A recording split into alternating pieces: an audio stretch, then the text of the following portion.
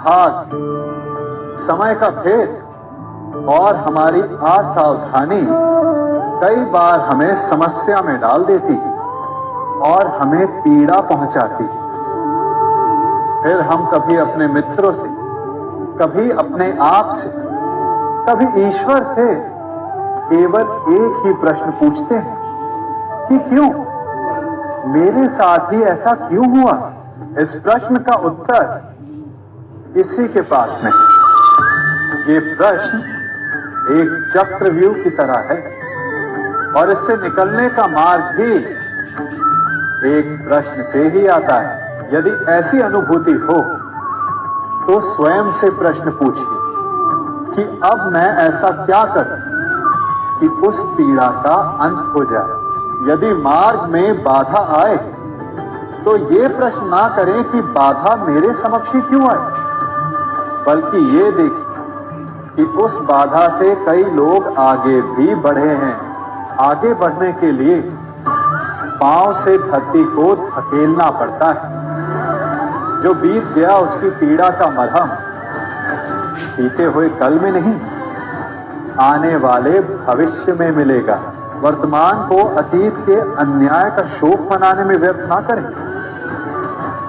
वर्तमान का उपयोग ये सोचने में करें कि ऐसा क्या किया जाए कि भविष्य में किसी दूसरे को वो पीड़ा ना सहनी पड़े। कभी किसी पक्षी को घोंसले की नींव बनाते देखा है? अथक परिश्रम करके तिनका तिनका बिटोर कर वो पक्षी अपना घोंसला बनाता है, अपनी संतान के लिए एक सुरक्षित घर बनाता है। और फिर कहीं से तीव्र आंधी आती है, भारी वर्षा होती है और उसका घोंसला तिनका तिनका करके बिखर जाता है। फिर वो पक्षी क्या करता है? वो रोता नहीं, ना ही विलाप करता है। वो बिना विलंब करे फिर से अपना घोंसला बनाना प्रारंभ कर देता है और सफलता पाता है। फिर हम क्यों छोटी छोटी असफलता से भयभीत होकर परिश्रम करना छोड़ देते? एक बात सदा स्मरण रखिएगा, हर वृक्ष कुल्हाड़ी की एक मार से नीचे नहीं गिरता, हर चट्टान घन के एक प्रहार से नहीं टूटती। सफलता पाने के लिए अनावरत परिश्रम करना ही मात्र एक मार्ग है। स्वीकारण, सत्य का स्वीकारण मनुष्य के लिए बहुत ही महत्वपूर्ण है। जब तक मनुष्य सत्य को स्वीकार नहीं करता, उसे असत्य से लड़ने की शक्ति प्राप्त नहीं होती। जब आप भोजन करते हैं तो क्या होता है? आपका पेट स्वीकारता है कि वो भर चुका है और आप भोजन करना बंद कर देते हैं। जब आपको निद्रा आती है तो क्या होता है? आपका मन स्वीकारता है कि आपका शरीर थक चुका है और उसे विश्राम की आवश्यकता है। उसी प्रकार जब आपको किसी व्यसन को रोकना हो तो आपको स्वीकारना पड़ता है कि बहुत हो चुका, चाहे वो लालच हो या मदिरापान। उस व्यसन का त्यागना तभी प्रारंभ होता है जब आप ये स्वीकार कर लेते हैं कि आप उस व्यसन के बंधक हैं। हम में से ऐसा कोई नहीं जिनकी परछाई उनसे दूर रहती। हमारी परछाई सदैव हमारे साथ रहती है। कदाचित हमारी परछाई हमारे कर्मों के फलों का संकेत है। कदाचित इसी कारण कई बार हमें अपनी परछाई से भय भी लगता है, परंतु इस भय से निवारण पाने का एक साधन अवश्य है। वो है सूर्य की ओर मुख करना या किसी प्रकाश के स्रोत की ओर मुख करना, क्योंकि तब हमें हमारी परछाई दिखाई नहीं देती। यदि इसे जीवन के संदर्भ में देखें तो ये प्रकाश का स्रोत शुभ कर्मों की चेतना है। यदि आपके मन में शुभ कर्म करने की इच्छा है तो आपको कभी भी अपने कर्मों के फल का भय नहीं होगा, क्योंकि यदि आपका मन शुद्ध होगा तो आपके कर्म शुद्ध होंगे और शुद्ध कर्मों का फल कभी अशुद्ध नहीं हो सकता। आज मैं आप सबको एक कथा सुनाता हूं। एक दिन प्रातः एक व्यापारी अपने घर से निकला। घर से निकलते ही एक बिल्ली ने उस व्यापारी का मार्ग काट दी। व्यापारी घबरा गया। वो फिर से घर लौट गया और शुभ घड़ी की प्रतीक्षा करने लगा। और जब वो पुनः अपने घर से निकला तब वो वाहन जा चुका था जिससे राजा तक पहुंचकर उसे भेंट देनी थी।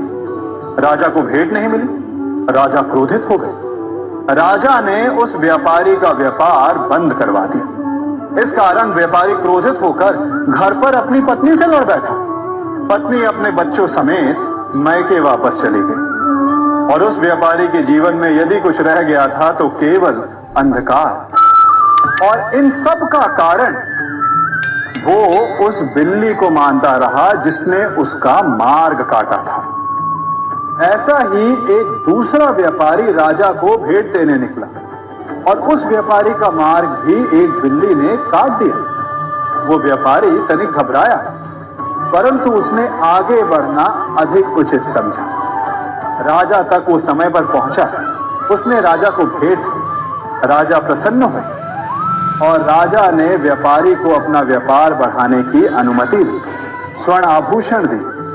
जब व्यापारी घर पर पहुंचा तो पत्नी को आभूषण और अपने बच्चों को देने के लिए वस्त्र थे उसके पास। हर ओर प्रसन्नता थी। समझ रहे हैं ना? दोनों के साथ एक ही प्रकार की घटना हुई, परंतु दोनों की प्रतिक्रिया भिन्न थी। ऐसा ही हमारा जीवन भी है। हमारे जीवन में प्रारब्ध का अपना स्थान है, परंतु उससे कई अधिक महत्वपूर्ण हमारी प्रतिक्रिया, हमारे सोच का प्रभाव है, क्योंकि यही हमारे जीवन को आकार देते हैं। इसलिए अपनी सोच को सकारात्मक रखिए। आपका जीवन सदैव आनंदमय रहेगा। आप इन दो पात्रों को देख रहे हैं। मेरे इस पात्र में जल है और ये पात्र मिष्ठान से भरा हुआ है। दोनों ही पात्र भरे हैं, परंतु देखिए, मिश्री को जल में मिला दिया। जल ने मिश्री को अपना लिया। मिश्री ने अपना अस्तित्व खो दिया, परंतु जल को अभिमान है कि उसका अस्तित्व अभी भी बना हुआ है। परंतु जो इस जल को चखेगा उसे अवश्य पता चल जाएगा कि ये जल अब वो जल नहीं रहा, ये अब शरबत बन गया। हमारा त्याग, हमारे बलिदान भी ऐसे ही होते हैं। जो इस बात को अनुभव करते हैं वो समझ सकते हैं कि कैसे हमने समय की धारा को बदल दिया। जो बलिदान देते हैं उनका अस्तित्व कभी नष्ट नहीं होता, अपितु उनका बलिदान संसार में कुछ ना कुछ परिवर्तन अवश्य लाता है। हम सभी कभी ना कभी, कहीं ना कहीं अपने जीवन में यात्रा अवश्य करते हैं। हमारी यात्रा में कभी पक्के रास्ते आते हैं तो कभी कच्चे रास्ते। पक्के रास्ते मनुष्य बनाता है और कच्चे रास्ते जानते हैं कैसे बनते हैं? चलते चलते बन जाते हैं। जब लोग एक स्थान से जाते हैं तो पैरों के दबाव से नीचे की घास कुचल जाती है। बार बार उस मार्ग से जाने से धीरे धीरे मार्ग स्वतः ही बन जाता है। और यही जीवन है, यही नियति है। जब आपके जीवन में आपको मार्ग ना मिले तो रुकिए नहीं, आगे बढ़ते रहिए और आपके पैरों के दबाव से मार्ग स्वतः ही बन जाएगा। हम सभी अपने जीवन में सफलता चाहते हैं, है ना? उसके लिए हम रात दिन परिश्रम करते हैं, कड़ी मेहनत करते हैं, परंतु फिर भी असफल हो जाते हैं। परंतु ऐसा क्यों होता है? कभी सोचा आप सबने?